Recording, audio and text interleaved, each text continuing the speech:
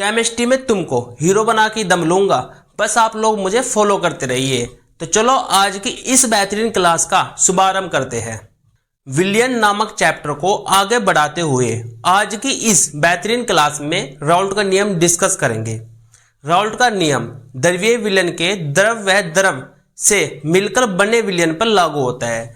द्रव में ये गुण होता है कि उसकी वाष्प बन जाती है। बनी हुई वाष्प उसी द्रव पर दाब लगाती है। इस दाब को वाष्प दाब कहते हैं। वाष्प दाब द्रव की मात्रा पर निर्भर करता है। किसी द्रव पर कितना वाष्प दाब लगेगा उसकी गणना राउल्ट के नियम से की जाती है। राउल्ट के नियम को इस प्रकार लिखा जाता है, राउल्ट का नियम।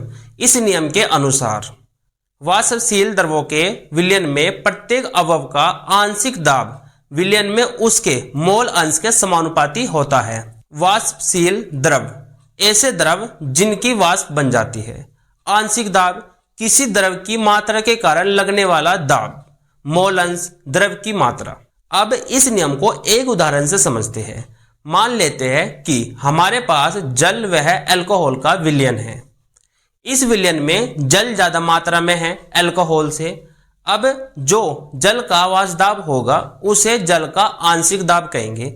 जल की मात्रा ज्यादा है तो जल का वाष्प दाब भी ज्यादा होगा। जो वाष्प दाब अल्कोहल के कारण होगा उसे अल्कोहल का आंशिक दाब कहेंगे। अल्कोहल की मात्रा कम है तो अल्कोहल का वाष्प दाब भी कम होगा। अब राउल्ट के नियम की गणितीय व्याख्या करते हैं। अवयव 1 के लिए राउल्ट के नियम कहता है किसी द्रव का वाष्प दाब उसके मोल अंश के समानुपाती होता है। तो इसलिए P1 समानुपाती x1 के हो जाएगा। समानुपाती का चिन्ह हटाएंगे, एक नियतांक आएगा जिसको कहेंगे P01। अब ये P01 क्या होता है? P01 होता है शुद्ध द्रव का वाष्प दाब।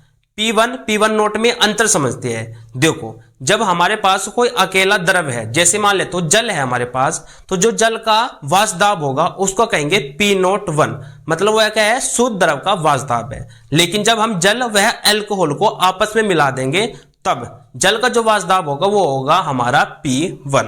ठीक है, P1 होगा। अब देख लेते हैं अवयव दूसरे के लिए। तो यहां पर भी राउल्ट का नियम ही लगेगा। राउल्ट का नियम क्या कहता है? द्रव का वाष्प दाब उसके मोल अंश के समानुपाती होता है।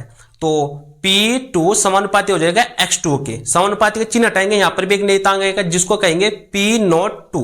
P02 क्या है? शुद्ध द्रव का वाष्प दाब है। ठीक है बेटा, तो हमारे पास ये दो समीकरण हो जाएंगे यहां पर। अब देख लेते हैं आगे। डाल्टन के आंशिक दाब के नियम अनुसार विलयन का कुल वाष्प दाब Pt विलयन के अवयवों के आंशिक दाब के योगफल के बराबर होते हैं। अर्थात Pt बराबर P1 प्लस P2। Pt बराबर P1 note x1 plus P2 note x2। अब हम जानते हैं कि विलायक वह विलय के मोल अंश का योगफल 1 होता है। अर्थात x1 प्लस x2 बराबर 1। यहां से निकाल लेंगे हम x1 की वैल्यू। x1 बराबर हो जाएगा 1 माइनस के x2। अब ये जो वैल्यू आई है इसको इस समीकरण में पुट कर देंगे।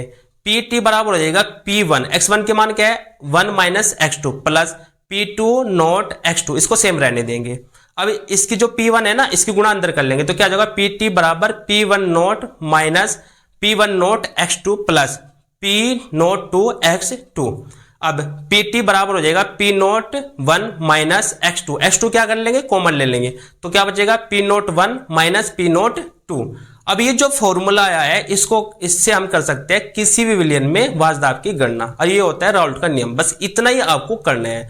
यदि आपका आ जाता है कि राउल्ट के नियम की व्याख्या कीजिए तो आपको इस तरीके से कुछ इसकी व्याख्या करनी है। ठीक है बच्चों, अब मिलते हैं नेक्स्ट वीडियो में।